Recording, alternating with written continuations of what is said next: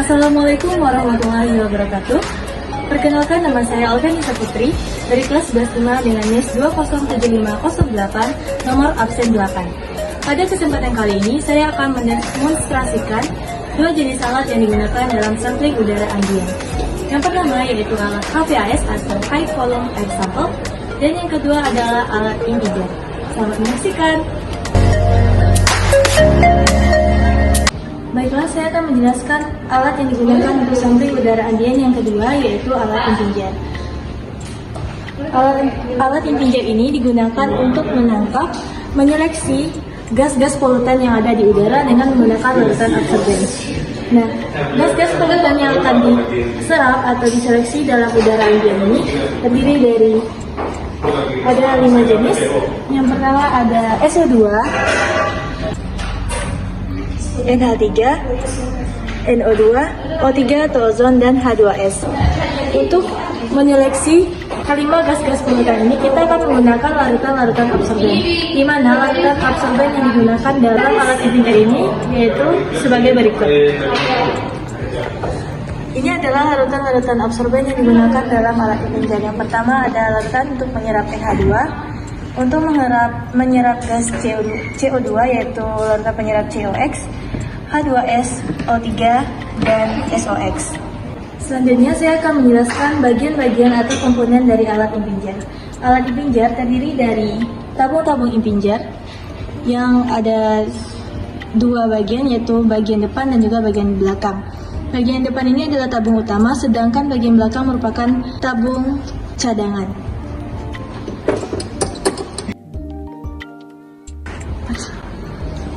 Ini merupakan tabung impinjer, di mana tabung impinjer ini memiliki sebuah pipa kecil yang berada di dalam tabung impinjer, dan larutan absorben berada di tabung ini, kurang lebih sebanyak 10 mili.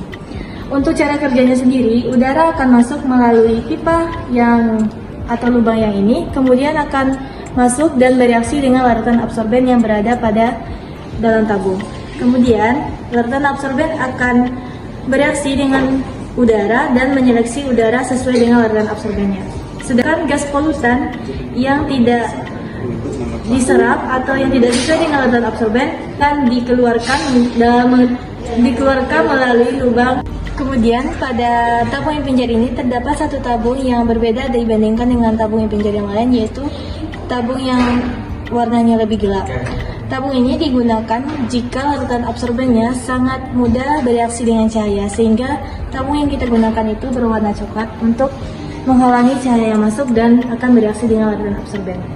Untuk langkah kerja atau pengoperasian alat impinjer akan saya jelaskan sebagai berikut. Di mana yang pertama kali kita lakukan adalah menghubungkan alat ke sumber arus listrik. Kemudian kita menekan ini menjadi on agar alat terhubung ke arus listrik. Setelah itu, kita mengatur flow meter yang ada pada alat. Flow meter ini berfungsi untuk mengukur atau mengatur laju alir udara pada alat.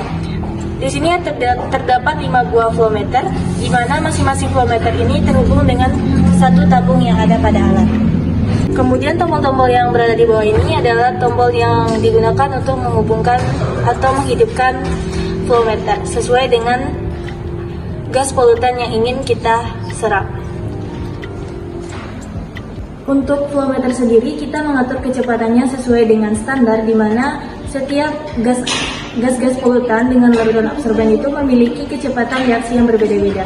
Jadi, sesuai dengan standar, kita dapat menentukan berapa kecepatan alir udara untuk masing-masing gas polutan. Kemudian, untuk seperti yang saya jelaskan tadi, bahwa metode atau prosedur penghisapan udara untuk gas polutan pada tabung ini, kita akan melalui dua macam rongga ini. Nanti, setelah dihisap dan didapatkan gas-gas polutan yang tidak bereaksi atau tidak diserap oleh larutan absorben akan dikeluarkan melalui lubang-lubang yang ada pada bagian kanan alat. Sesuai fungsi dari alat impinjer tadi, alat ini kita gunakan untuk menangkap gas-gas polutan yang ada pada udara. Namun, alat ini tidak bisa kita gunakan menghitung berapa jumlah gas-gas polutan yang terdapat pada udara. Karena pada dasarnya, Gas-gas polutan pada udara tidak hanya terdiri dari 5 jenis gas-gas polutan tadi saja, juga terdapat beberapa jenis gas-gas polutan lainnya. Maka alat ini memiliki kelemahan bahwa alatnya tidak dapat menangkap seluruh gas-gas polutan yang ada pada udara.